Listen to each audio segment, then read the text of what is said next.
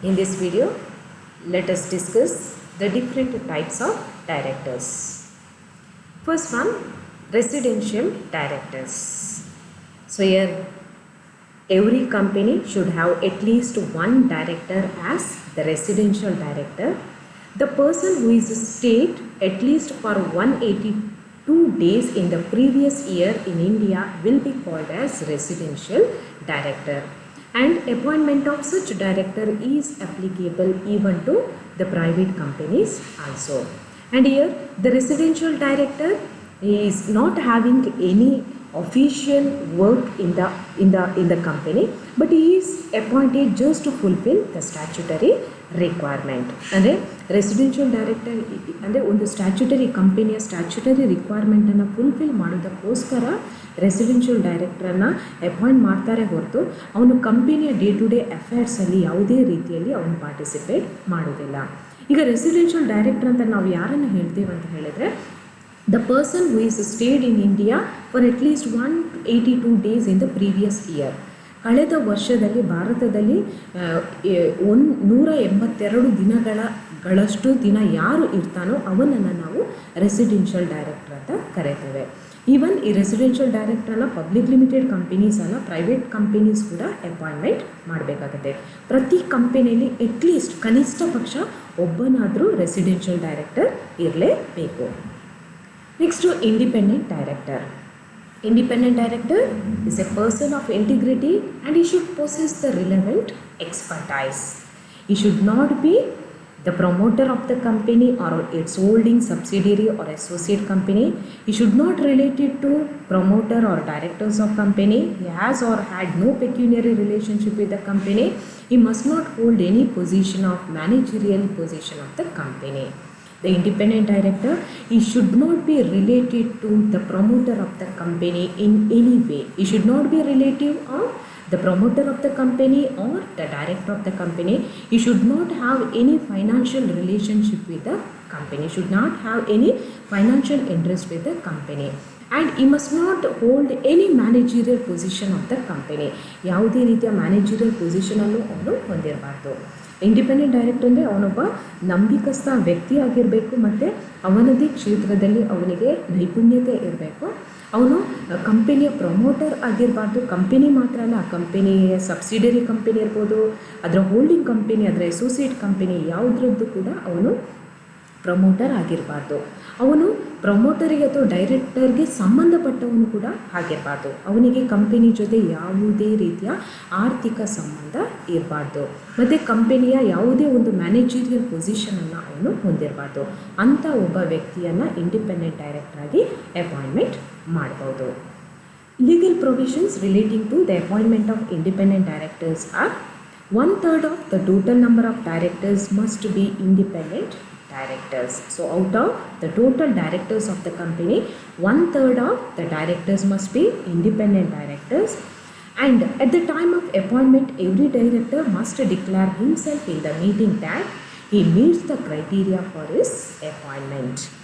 He is not entitled to any remuneration, so he can reimburse the expenses incurred by him, or he can claim the sitting fees, or otherwise he is not having any right to claim any financial assistance from the company.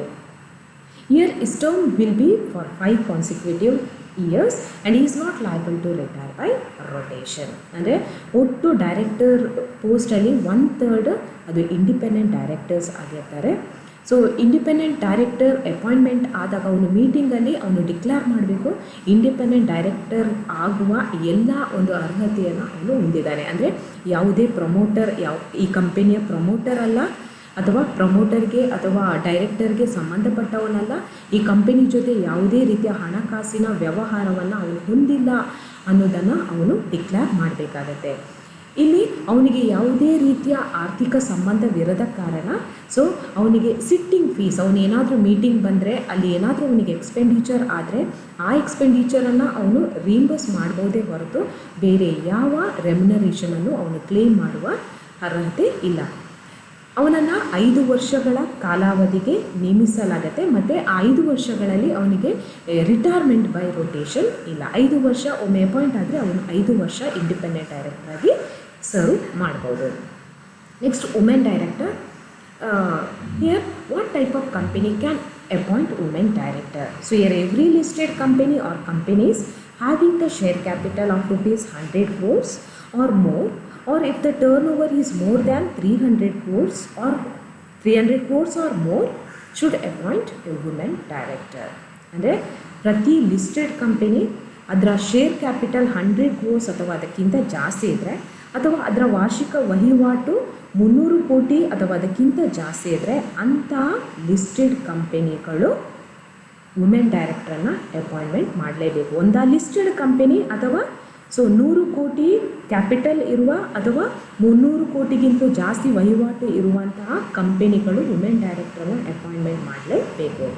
So company at least it should have 1 director as women director, and women director must be appointed within 6 months from the date of incorporation. Within 6 months from the date of registration or incorporation, a women director should be appointed. Women director can be appointed as independent director, a nominee director or full-time director. ಅಂದರೆ women director ಅಲ್ಲಿ ಇರಬೇಕು. ಅವರು ಬೇಕಾದರೆ independent director ಆಗಿರ್ಬೋದು, nominee director ಆಗಿರ್ಬೋದು, ಅಥವಾ whole time director ಆಗಿರ್ಬೋದು, but she should be the woman. ಅವರು ವುಮನ್ ಆಗಿರಬೇಕು. ಸೊ ಆ ಕಂಪನಿಲಿ ಅಟ್ಲೀಸ್ಟ್ ಒಬ್ಬರಾದರೂ ವುಮೆನ್ ಡೈರೆಕ್ಟರ್ ಇರಬೇಕು. ಕಂಪನಿ ಇನ್ಕಾರ್ಪೊರೇಷನ್ ಆದ 6 ಮಂತ್ ಒಳಗೆ ವುಮೆನ್ ಡೈರೆಕ್ಟರ್ನ ಅಪಾಯಿಂಟ್ಮೆಂಟ್ ಮಾಡಬೇಕು. Next small shareholders directors. So here small share holders are those directors who are the holder of the shares of the nominal value of not more than 20,000 rupees. And here such appointment is applicable only to the listed company. This is not the compulsory appointment, this is the optional appointment. If the small shareholders, if they intends to represent their director in the board, in such case only they can send their request. Here if the small shareholders, if they want to appoint their directors in the board, then a notice must be given, and notice must be given 14 days before the meeting, and it should be given it should be forwarded by 1/10 of the total shareholders, and it should be signed by at least 100 small shareholders. So filing of written consent of appointed director is very important, and such director will be appointed for the maximum term of 3 years. They cannot act as director for more than 2 companies. Once if they appointed as the small shareholders directors, then they can act as the director of only 2 companies. ಅಂದರೆ ಯಾವ share holders 20,000 ಮುಖಬೆಲೆಯ ಶೇರ್ಗಿಂತ ಕಮ್ಮಿ ಶೇರ್ಸನ್ನು ಹೊಂದಿರ್ತಾನೋ ಅವನನ್ನು ನಾವು small share holder ಅಂತ ಕರೀತೇವೆ. ಇಂಥ small shareholder ಡೈರೆಕ್ಟ್ರನ್ನು listed company ಮಾತ್ರ ಅಪಾಯಿಂಟ್ಮೆಂಟ್ ಮಾಡ್ಬೋದು. ಅದು ಕೂಡ ಇದು ಕಂಪಲ್ಸರಿ ಅಪಾಯಿಂಟ್ಮೆಂಟ್ ಅಲ್ಲ, ಆಪ್ಷನಲ್ ಅಪಾಯಿಂಟ್ಮೆಂಟ್. ಸ್ಮಾಲ್ ಶೇರ್ ಹೋಲ್ಡರ್ಸ್ಗೆ ನಮ್ಮ ಒಬ್ಬ ಪ್ರತಿನಿಧಿ ಬೋರ್ಡಲ್ಲಿ ಇರಬೇಕು ಅಂತ ಅನಿಸಿದರೆ ಆ ಕೇಸಲ್ಲಿ ಅವ್ರು ಏನು ಮಾಡ್ಬೋದು ಅಂತ ಹೇಳಿದರೆ, ಅವರು ಆ ಸ್ಮಾಲ್ ಶೇರ್ ಹೋಲ್ಡರ್ ಡೈರೆಕ್ಟ್ರನ್ನು ಅಪಾಯಿಂಟ್ ಮಾಡುವ ಆ ಮೀಟಿಂಗ್ನ 14 ದಿವಸಕ್ಕೆ ಮುಂಚಿತವಾಗಿ ಕಂಪನಿಗೆ ಒಂದು ನೋಟಿಸನ್ನು ಕೊಡಬೇಕು.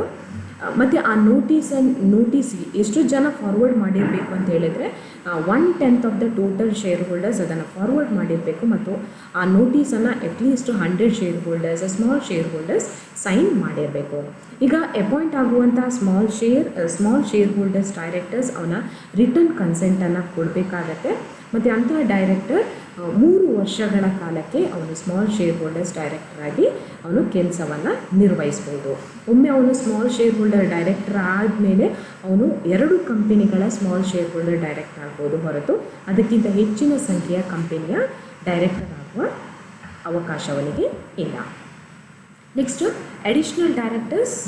So here, if the articles of association, if it authorized, then the board of directors can appoint the additional directors. Here, the total number of directors appointed as the additional director should not exceed the maximum number specified by the articles of association. Such directors will hold the office only up to the next annual general meeting. They enjoy all the rights, powers, duties and liabilities of other directors. ಅಂದರೆ ಕಂಪನಿಯ articles of association ಏನಾದರೂ authorisation ಕೊಟ್ಟರೆ board of directors additional ಡೈರೆಕ್ಟರ್ಸನ್ನು appointment ಮಾಡ್ಬೋದು. So additional directors ಇದು ಸಂಖ್ಯೆ ಏನು articles of association maximum number specify ಮಾಡಿರ್ತದೋ ಸೊ ಅದಕ್ಕಿಂತ ಹೆಚ್ಚುವರಿ ಆಗಬಾರ್ದು. ಸೊ ಇಂಥ ಡೈರೆಕ್ಟರ್ ಇದು ಕಾಲಾವಧಿ ನೆಕ್ಸ್ಟ್ ಆ್ಯನ್ಯುವಲ್ ಜನರಲ್ ಮೀಟಿಂಗ್ವರೆಗೆ ಮಾತ್ರ ಇರುತ್ತೆ. ಇಂಥ ಡೈರೆಕ್ಟರ್ ಸೊ ಇತರ ಡೈರೆಕ್ಟರ್ಗೆ ಏನೆಲ್ಲ ಪವರ್ಸ್ ಇದೆ, ಏನೆಲ್ಲ ರೈಟ್ಸ್ ಇದೆ, ಏನೆಲ್ಲ ಲ್ಯಾಬಿಲಿಟೀಸ್ ಡ್ಯೂಟೀಸ್ ಇದೆ ಅದೆಲ್ಲವನ್ನು ಇವರು ಪಡೆದುಕೊಳ್ತಾರೆ. Next alternate directors appointed in place of original director when he is absent for more than 3 months. Original director ಏನಾದರೂ ಅವನ ಆಫೀಸಿಗೆ 3 ತಿಂಗಳಿಗಿಂತ ಜಾಸ್ತಿ ಅವನ ಆಬ್ಸೆಂಟ್ ಆದರೆ ಇನ್ ಸಚ್ ಕೇಸ್ ಆ ಕೇಸಲ್ಲಿ ಒಬ್ಬ ಆಲ್ಟರ್ನೇಟ್ ಡೈರೆಕ್ಟರ್ನ ಅಪಾಯಿಂಟ್ ಮಾಡ್ಬೋದು. He must vacate office either on the expiry of the original director's term or on the return of the original director to India. ಒಂದ ಒರಿಜಿನಲ್ ಡೈರೆಕ್ಟರ್ನ ಟರ್ಮ್ವರೆಗೆ ಅವನ ಆಫೀಸನ್ನು ಹೋಲ್ಡ್ ಮಾಡ್ಬೋದು, ಅಥವಾ original director ಯಾವಾಗ return ಬರ್ತಾನೋ so ಅದ್ರ ಎರಡರಲ್ಲಿ ಯಾವುದು ಮುಂಚಿತವಾಗಿ ಆಗುತ್ತೆ ಆಗ ಆಲ್ಟರ್ನೇಟ್ ಡೈರೆಕ್ಟರ್ ಅವನ ಆಫೀಸನ್ನು ಅವನು ವೇಕೇಟ್ ಮಾಡಬೇಕಾಗತ್ತೆ. Next shadow director. Shadow director is not officially appointed as director. Board generally acts on his direction. So he has no fiduciary liability towards the company. Shadow ಡೈರೆಕ್ಟರನ್ನು ಅಫಿಷಿಯಲ್ ಆಗಿ ಯಾರೂ director ಆಗಿ appoint ಮಾಡಿರುತ್ತಿಲ್ಲ, is not appointed to the board. But here if the board of directors if they act on the basis of the decisions given or the instructions given by the director, such person, then that person will be called as shadow director. ಯಾವುದಾದ್ರೂ ಒಬ್ಬ ವ್ಯಕ್ತಿಯ ಇನ್ಸ್ಟ್ರಕ್ಷನನ್ನು, ಡೈರೆಕ್ಷನನ್ನು, ಡಿಸಿಷನನ್ನು board of directors follow ಮಾಡ್ತಾ ಇದ್ದಾರೆ ಅಂತಾದರೆ ಆ ಪರ್ಸನನ್ನು ನಾವು shadow director ಅಂತ ಕರೆಯುತ್ತೇವೆ. So as he is not representing the board, he is not having any fiduciary liability. ಕಂಪನಿಗೆ ಅವನಿಗೆ ಯಾವುದೇ ರೀತಿಯ ಫಿಡ್ಯೂಷಿಯರಿ ಆದಂತಹ ಲಯಬಿಲಿಟಿ ಇರೋದಿಲ್ಲ.